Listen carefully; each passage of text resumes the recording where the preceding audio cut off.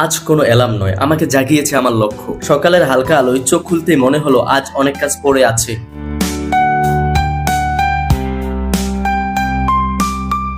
তারপর চলে গেলাম এক্সারসাইজ করতে। ঘাম ঝরছিল, কিন্তু মনে হচ্ছিল এই ঘাম একদিন আমাকে চিৎকার করে বলবে, তুমি পরিশ্রমী, তুমি বিশ্বাসী, তুমি সাহসী। প্রতিটা শ্বাস যেন বলছিল তুমিই পারবে।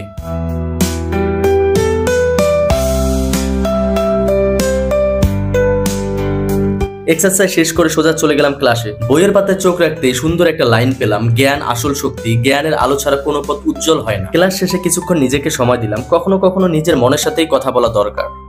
বিকেল 5টায় বাজারে বের হলাম। পথের হাওয়া গায়ে লাগছিল, মনে হচ্ছিল জীবন যতই ব্যস্ত হোক, ছোট ছোট মুহূর্তগুলো উপভোগ করা উচিত।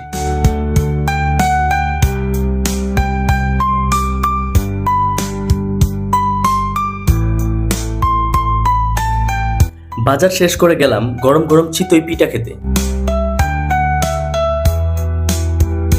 তারপর একটু হাঁটাহাঁটি করে জিমে যাওয়ার আগে মামার দোকান থেকে গরম গরম ডিম খেলাম, যেন একটু শক্তি পাই।